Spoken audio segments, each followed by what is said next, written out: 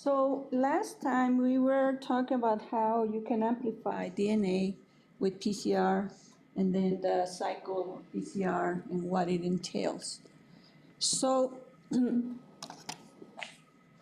today we're going to see that once you created your copies of DNA, you make your DNA library, and then you wanted to have a specific gene of interest added into your vector, you have to select for this hybridization.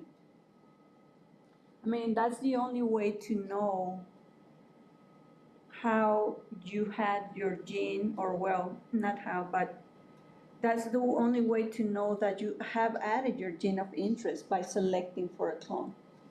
So you can do screening, like, for instance, testing for the presence of bacteria that grows on a Petri plate under the presence of a substrate that is going to give you a colorimetric test. So we have, for instance, a plasmid vector that has a cassette of genes, including in these genes, ampicillin resistance and the beta-galactosidase gene, or LAGC gene, that codes for this enzyme that can use lactose. And then with this beta-galactosidase, you will have the added of lactose, but this lactose is going to be special. It's going to be X-lactose. And this X-lactose, once it's brought in by the bacteria, as it has this beta-galactosidase expressed, then the bacteria, as it grows, is going to give you blue colonies. If it received these genes that you were trying to find or trying to insert in your vector. And then the ones that don't have this gene will not hydrolyze X-gal, and thus the colonies will be white. So here is the example. So you have here your plasmid DNA. And then you have added your foreign DNA after you cut this in this site where you have the restriction site for whatever enzyme you're using. And then once you added your foreign DNA, you have a recombinant plasmid, and then you transform your cells, your competent cells, with this vector and the piece of DNA that you inserted. And then once this starts replicating in a Petri plate, if these vectors catch this recombinant DNA, it will be showing you these blue colonies. The other ones will be perhaps just cells without a plasmid, or cells with a plasmid but without the insert. So that's how you will know. It's a colorimetric test.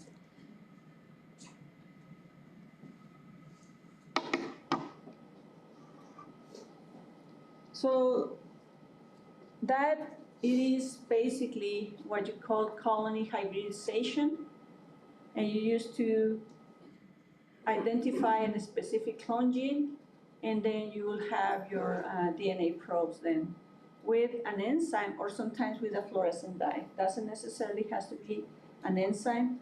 Sometimes you can have only white colonies, but if you have a fluorescent dye gene and then you shine UV light, your colonies can fluoresce.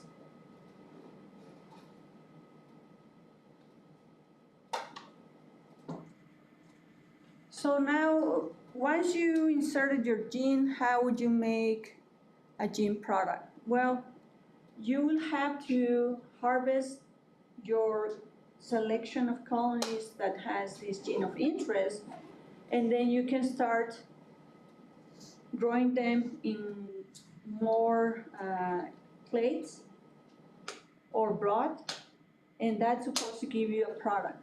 Now, you have to lyse the cells and then you can purify whatever product it was. If it was insulin, like the protein insulin, you can isolate it and purify it. And this method is very efficient. So here we have this E. coli cell. It's in transmission electron micrograph. This is the nucleoid DNA. And then all of these little dots that you see inside the cytoplasm, it's gamma interferon. Gamma interferon, it's a molecule that helps for the person to be immune against viral infections or treat viral infections. Like, for instance, if someone has hepatitis C, they can grow gamma interferon in E. coli cells. And of course, how do you take out this interferon? Well, by lysing these E. coli cells and then purifying this gamma interferon. Now, just to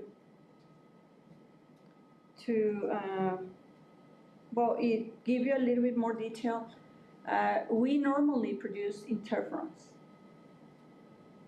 So when someone is virally infected, the cells produce these interferons that helps for the prevention of the spread of the virus to neighboring cells. So we will see in the chapter for viruses how this happens, but that's one of the uses then of knowing which genes you are interested in. If you know that something is advantageous for us, like for instance, we naturally produce interferons, well, we can get that gene and then insert it into a cell, in this case will be E. coli, for producing interferon. Other cells that can be used will be Saccharomyces cerevisiae, which is a yeast. And then this one, it's much easier to grow than bacteria and has a larger genome. So this will help us to express eukaryotic genes much easier than bacterial cells, and can continually secrete the desired product as these cells is growing in the media.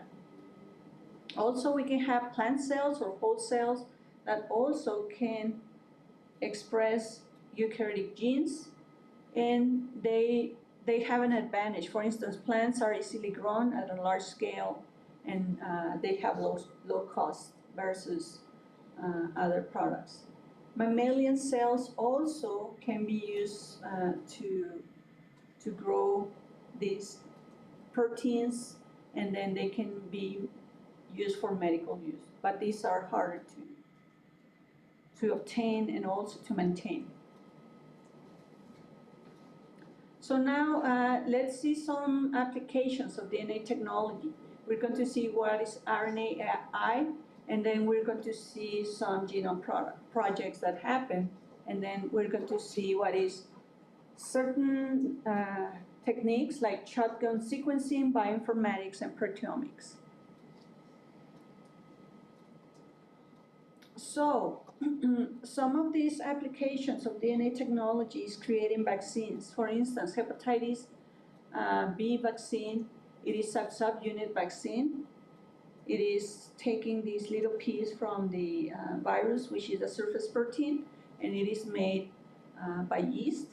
And then you get the injection of this, and then you will develop immunity against hepatitis B. Also, it is used for gene therapy, so you can remove defective genes and replace them. It's a little bit harder. It's in infancy, this field, but it is very promising. And then we have gene editing by CRISPR to correct genetic mutations on specific locations, which as well, it is a new technique that we know that we have been exploring, and it is also very promising. So here we have some pharmaceutical DNA products coming from recombinant DNA technology. So another vaccine that we have available, it is cervical cancer vaccine. So we have this virus, human papillomavirus, that For strains, they're more likely, we have over 100 strains, and 4 strains more than likely cause cervical cancer in the uterus of females. And also they cause anal cancer, they can also cause laryngeal cancer. And then we have a vaccine that is useful for basically prevent this from happening, this cervical cancer. Some of these, they might have all the entire subunits of these viral cells. Other ones, they might be only having the most prevalent ones. And then sometimes they had like even some other viruses there before, but they removed them, and well, I don't know why. EGF, epidermal growth factor, it heals wounds, burns, ulcers produced by E. coli. As its name implies, it helps for the growth of the epidermis, EGF. Sometimes some people can have mutations actually in these genes, EGF, and then the cells will grow uncontrollably. So that's for EGF. Another good development is the production of EPO, erythropoietin. This is a hormone that is naturally produced by the kidneys that stimulates our bone marrow to produce red blood cells. However, in some people may not be produced or they might need it.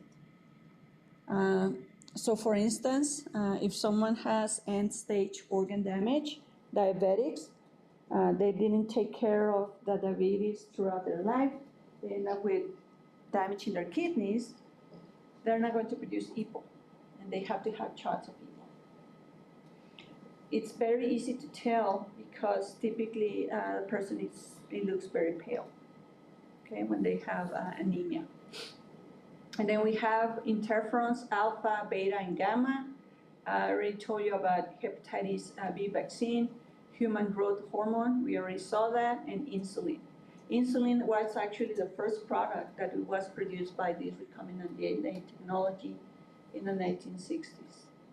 And I remember my chemistry professor, when he described this, I mean, that got me interested in the field. So it was really nice to hear. And then we have more molecules, including TPA, tissue plasminogen activator. So this plasmin, it's a hormone that, or like an enzyme that we have in the blood that can dissolve blood clots naturally. But then what happens in people who has an MI, myocardial infarction, heart attack? Well, sometimes their arteries, the coronary arteries are occluded, and then they come like a little piece of clot and occludes these more, and then the person will end up with necrotic tissue. So they can use this TPA to dissolve this blood clot so that the person can have more perfusion, more blood into the area. Not everyone is candidate for this treatment, but it is there. And then we have TNF, tumor necrosis factor, that causes disintegration of tumor cells. And we naturally also produce TNF.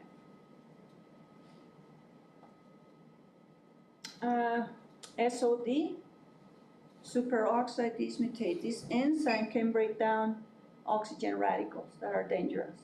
Some people born without this gene, or well, with defective genes that produces this SOD, and they have several damage. So then this can be produced in a yeast like S. cerevisiae or Comagatella pastoris. Veterinary use, we have recombinant DNA technology as well. Canine distemper vaccine. This one can be produced with recombinant DNA and FLB, feline leukemia vaccine. Now for RNA interference or gene silencing. So these are actually naturally produced as well by our cells. We have small sequences of DNA, siRNAs, that binds to the messenger RNA and then can be destroyed by RISC. RNA-induced silencing complex. So this can be potentially used when we send the wrong message to the cells. Maybe the messenger RNA, it is mutated, well, of course, when it was transcribed, and then you will silence this reading, the translation, by inducing risk. And then RNA interference or RNAi, these are inserts, DNA encoding for siRNA that can be going into a plasmid or can be transferred into a cell. So here is an example of this activation of risk. So you transcribe your DNA into messenger RNA, you splice the messenger RNA, and then you export it out of the cells through these nuclear pores. Sorry, out of the nucleus through these nuclear pores. And then you have this small interference RNA that binds to this messenger RNA, and then the risk complex will come and then start breaking down this messenger RNA so you don't read it.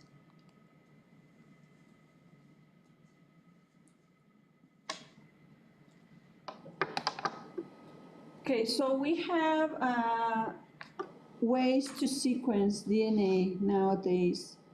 And one of these sequencing methods is by using shotgun sequencing.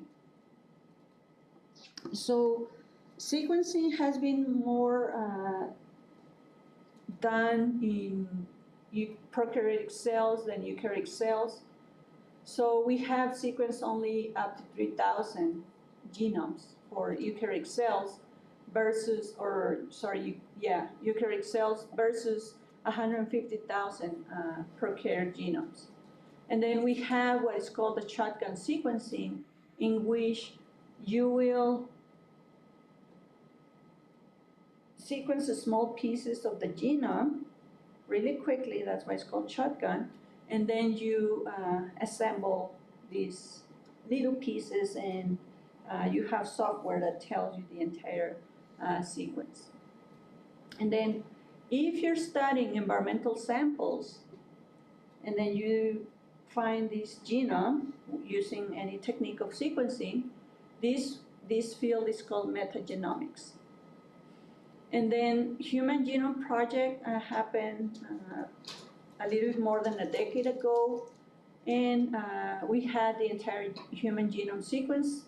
And then thanks to that, many people, especially rich and famous people, they had the ability to sequence their own genome for kind of a good amount of money, and that's why they did it. They find out what they had, and sure enough, they died of that. Too sad. I wouldn't like to know. Live happy.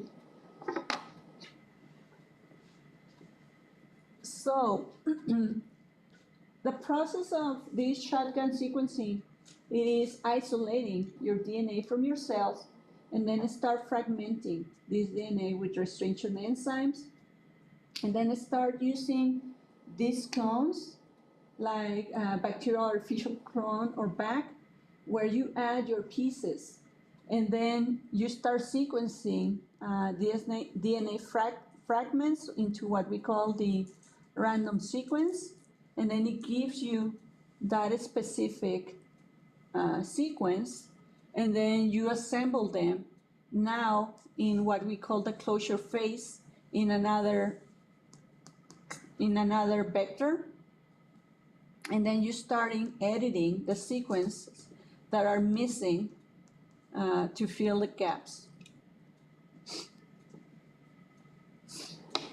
And then one of the fields that it is very important nowadays is the field of bioinformatics. With bioinformatics, you will have your DNA analysis in a computer program, and that will help you to understand what is the function of that gene. Now, bioinformatics is more than that.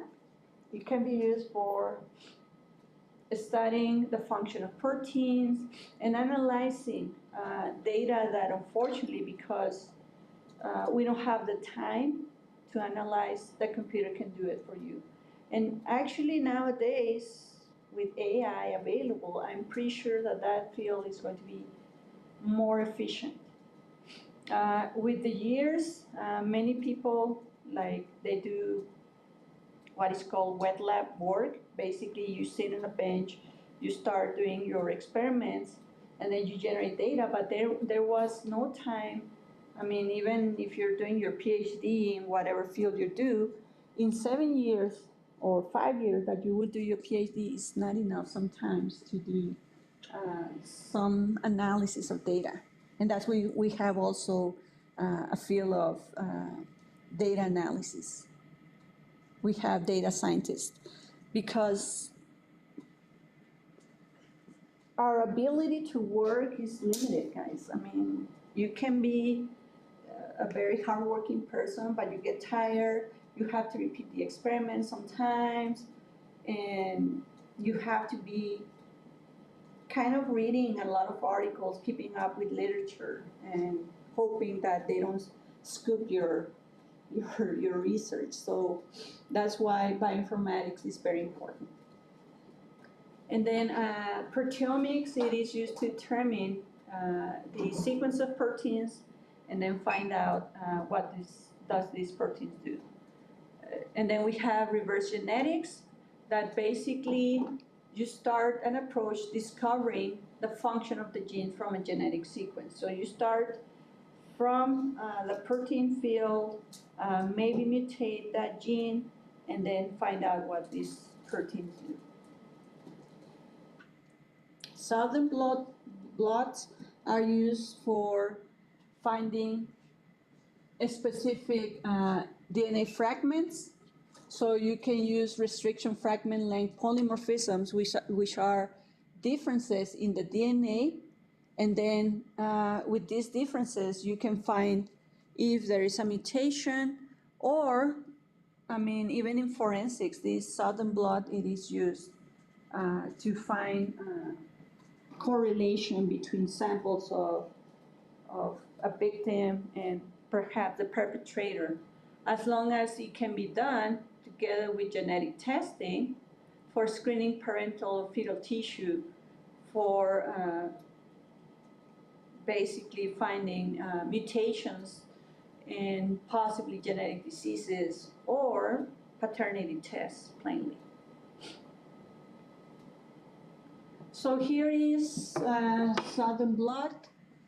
You have your DNA containing your gene of interest, and then you extract it from human cells, for instance.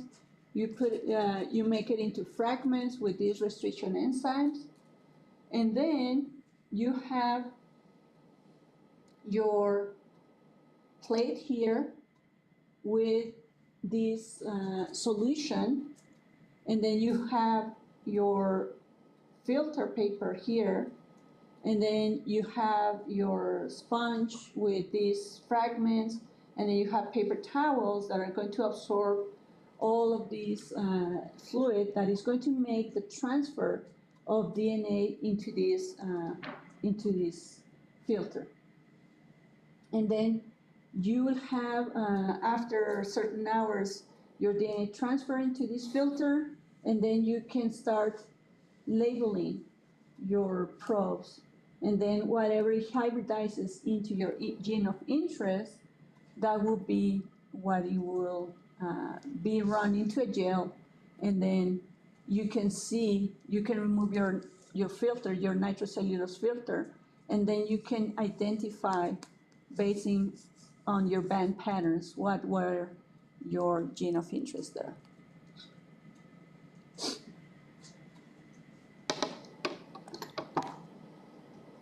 So in forensics, you can use DNA fingerprinting to identify pathogens, like you can have PCR microarrays and DNA chips that can be used to sample multiple pathogens at once.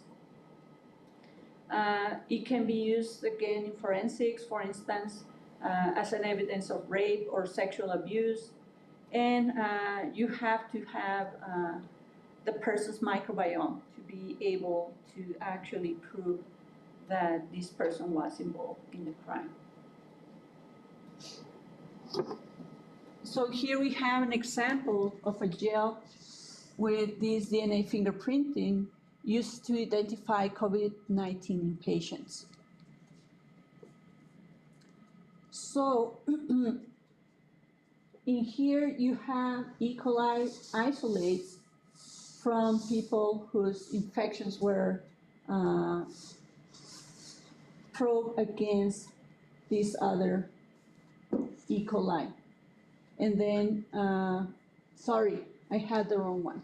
So this, let me see if it, oh my gosh, well, never mind. This is just to identify actually an infection related to the drinking of apple juice versus not. So here you have apple juice isolates with these specific binding patterns. And then when a person drinks this juice, and if this apple juice was contaminated with E. coli, then you will expect to see banding pattern that it is similar in some bands from these people to this, to see who got the infection. And then in here we have E. coli isolates from patients who drank this contaminated juice versus the ones that they didn't drink.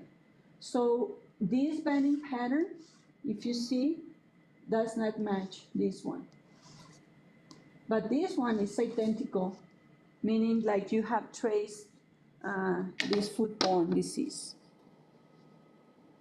And that's what they do in restaurants. They trace workers, the food, and then consumers of food to see where actually the contamination come from originally, and then how it was transmitted to different people. Now, nanotechnology, it is designing and manufacturing small electronic circuits and mechanical devices to study bacteria, and then you can produce nanospheres that can be used for targeting drugs and deliver these drugs. So here we have bacillus cells growing on selenium. So this is selenium, this is a filter, this is an scanning electron micrograph. Bacillus cells are growing in selenium. They can absorb this drug and then they can deliver this drug. Now let's talk about agricultural applications of our DNA. So with this recombinant DNA technology, you can use it to make your plant cells to be resistant against insects, for instance. You can introduce recombinant DNA by fusing proplast or using gene guns.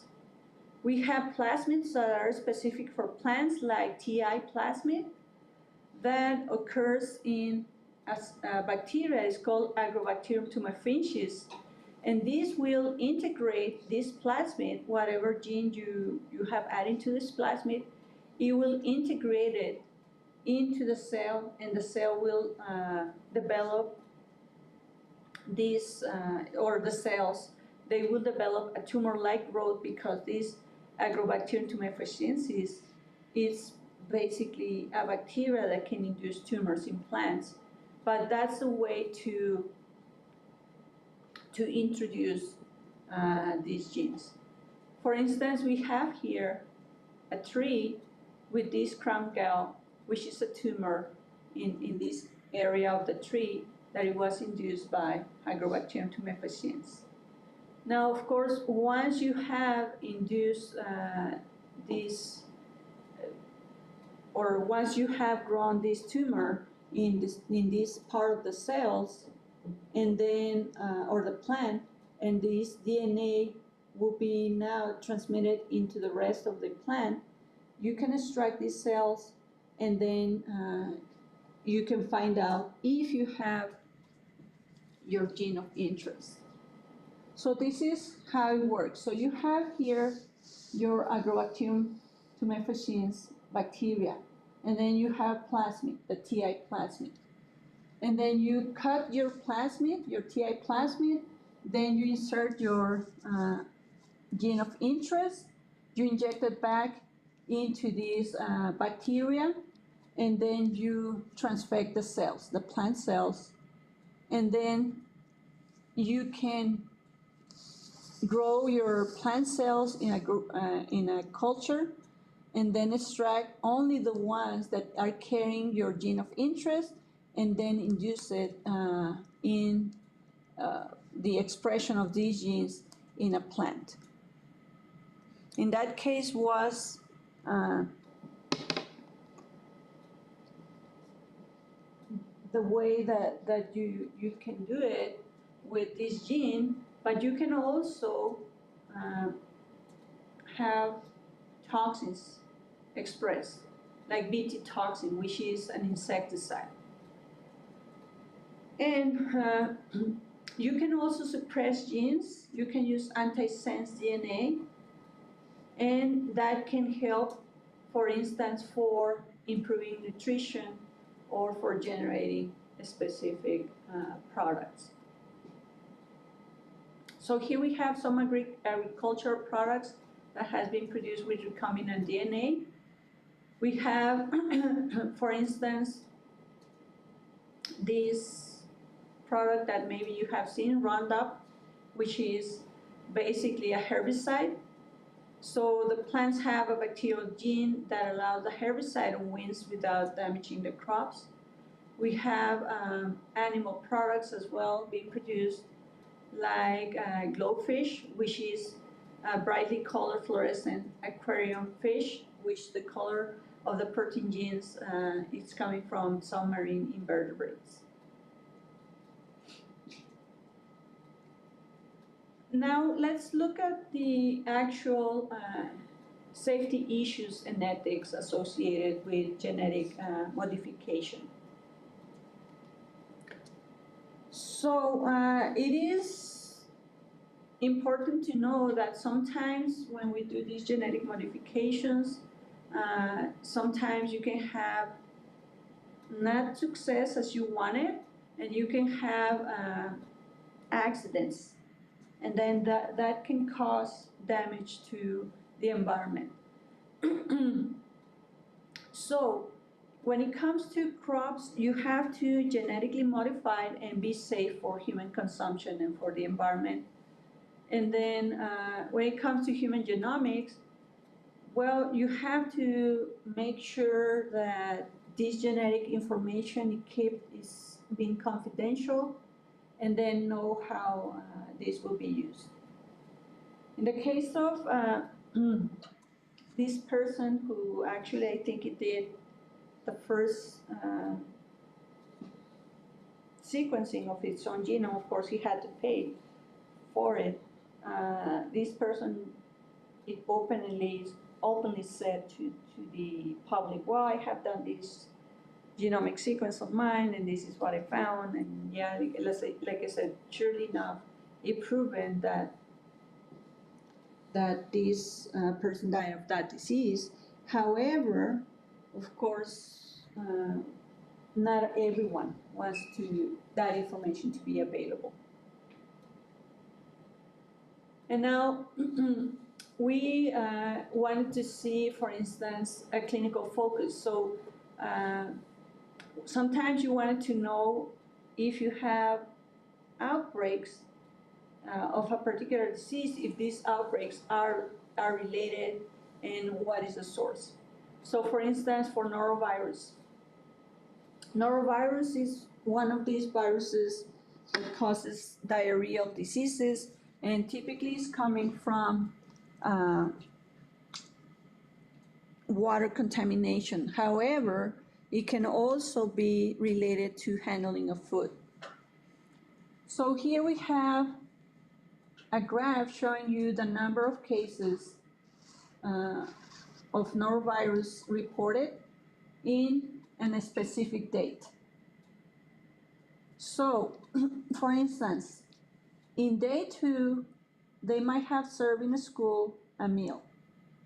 And then these cases reported starting on the next day, because the persons who were consuming that food, they will basically develop diarrhea. So the number of cases were less than 5 on day 3. And then they increased the number of reported cases on day 4, 5, and 6. And then here we have a color code where we have yellow for community cases. So cases that maybe they weren't related to the school. And then we have social service group in red, the school employees in green. And then we have publishing company employees. So in this case, as time passes by, the number of cases from the school decreased and the number of cases for publishing company increased. So when you do this sequencing, and then the persons go to these health offices, they give a sample of the stools, you can definitely trace which ones are actually related or not. So, of course, when someone has school kids and then the school kids go home, they get in contact, of course, with the parents or family members. And that can lead to transmission in the community. Because the parents, they work as well somewhere else, or family members. And then, again, the importance is, like each of these cases, you have to make sure that they are related. And then you do RT-PCR, and then you find which ones are related. You find markers here. So these will be your markers, 213 samples with positive for a specific marker. So that's all for this chapter.